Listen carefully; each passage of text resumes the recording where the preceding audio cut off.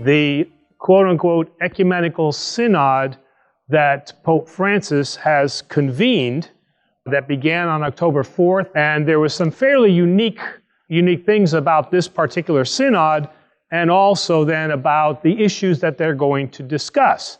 And as I mentioned, not only from the Orthodoxy Q&A show, but also from, parishioners. I've been asked the question about, what is this going to mean for the Orthodox Church? And, and now they're discussing these very sensitive and controversial issues, and how this is going to affect the church. And the simple answer to this is that none of the questions or topics, I should say, none of the topics that are being presented at this, quote, like I said, quote, ecumenical synod are of any, I don't want to say danger, but they are of really not that big a concern to the Orthodox Church from the perspective that these questions have been asked throughout the centuries. So there are three topics in particular that they're going to look at many issues, but there's three topics in particular that have received the attention of the media. The first topic is the ordination of women to the priesthood. Or let me say this, the ordination of women, either to the diaconate or to the priesthood. The second issue is the blessing of same-sex marriage. And the third one is the idea of the celibacy of priests. Now, as I mentioned, there are many other issues, but the media has grabbed hold of these. And so they are looking for what are going to be the great answers to these questions.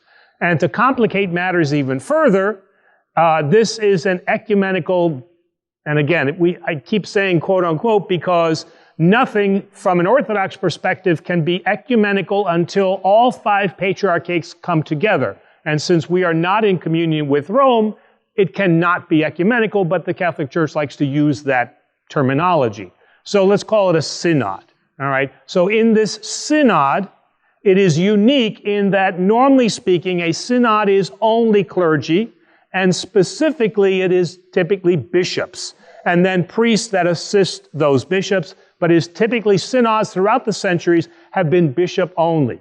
So the controversial and the new idea here is that Francis has opened up this synod to the laity. So he has invited then lay people to come and not only to attend, but also to have voting privileges. This is in no way to be confused with what we have here in America, which are the clergy laity conferences, whether they occur at a metropolis or diocese level, or whether they occur on an archdiocese level. At those meetings that we, the Orthodox Church here in America, have, those are administrative issues that the clergy and the laity discuss, like the new charter that's being proposed. So these are issues of how we are administrating ourselves as a community. But the laity are not involved in ecclesiastical decision-making. So this is what is unique. So I want to make sure that there's an understanding that clergy laity that we have here is not what is happening here. So this is very, very unique. And so there is much confusion here, and from an Orthodox Church perspective, it's going to create consternation among the laity, because the laity is expecting now that because they are involved in this, that now church policy is going to magically change because they are now involved. The church throughout the centuries has dealt with many, many issues. And these three issues in particular, they have dealt with. All right? And throughout the centuries, the decisions on each one of these three issues has been no. All right? So, if we take the first one, the ordination of women, it is in the canons currently, and this is canons before the split of the Orthodox and Catholic Church, and the ordination of women was discussed.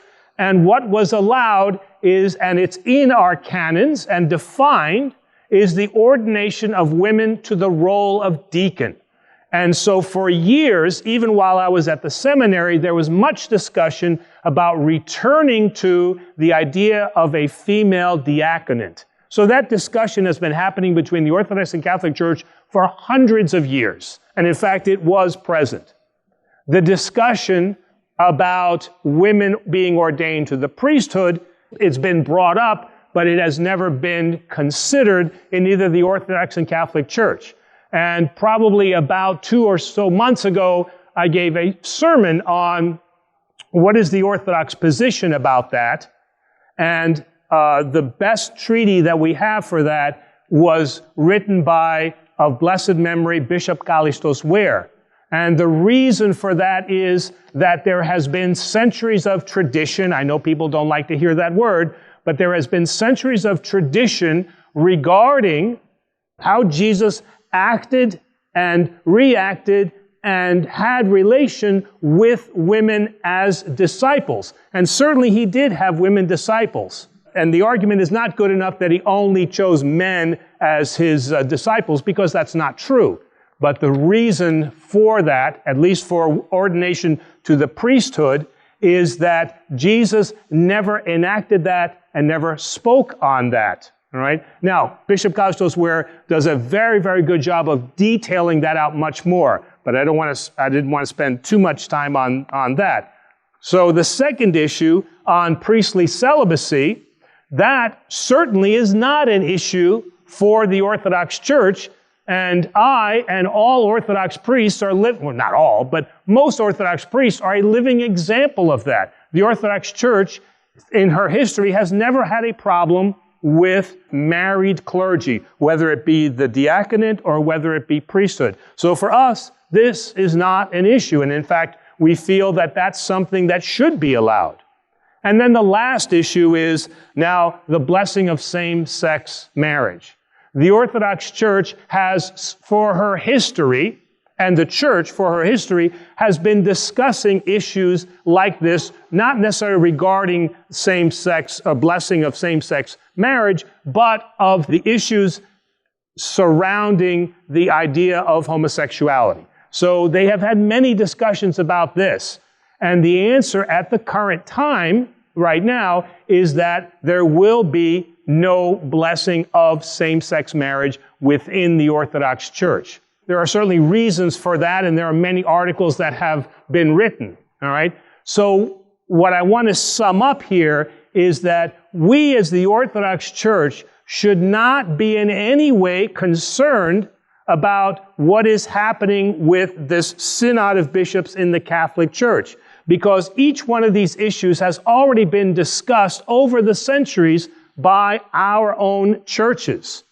And we always have approached our societal issues in a very thoughtful and a very methodical way.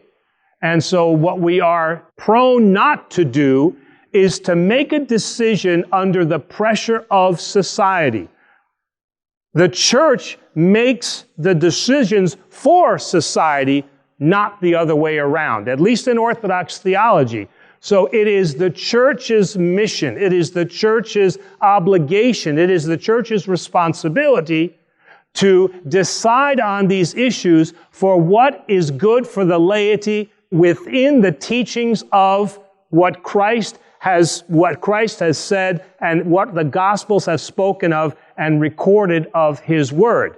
Now, that doesn't mean that throughout the centuries we have not debated issues and then made allowances. I mean, one of the first allowances that I can think of is the fact that men and women are sitting together in this church.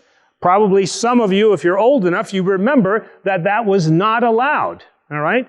The second thing that is economia here in the States is that Orthodox are allowed to marry those that are not Orthodox, as long as they are of the Christian faith. This was not policy of the Orthodox Church throughout its history. So there are changes that the Orthodox Church will make, but she makes them under careful consideration, under a synod of bishops that are guided by the Holy Spirit, and what is good for all of us, both clergy and laity alike, that we can remain anchored to a truth established in Jesus Christ and not an anchor that waves with society from one area to the other, and we do things that are popular. Because we have seen that when churches, either Catholic or Protestant, make very quick decisions without thinking them through, then there are other issues that prevail out of that and cause much more turmoil than the original issue.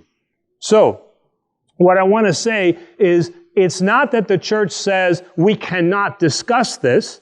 The church says we will discuss this. But if you are expecting an answer, as we Americans expect an answer within a day or within a week or within an hour, then you will be sorely disappointed. So, although there is much media attention about what's going to happen at this conference, for us as Orthodox, we have discussed these issues, and for the time being, we already know what our answers are going to be to these three questions. Now, in closing, does that make everybody happy? Absolutely not. So, it is not popular what I am saying, nor is it what society wants to hear from us. It does not in any way conform to what society wants. But we as the church are called to be, as Christ said, the salt of the earth. And he says, if that salt loses its flavor, then what good is the salt?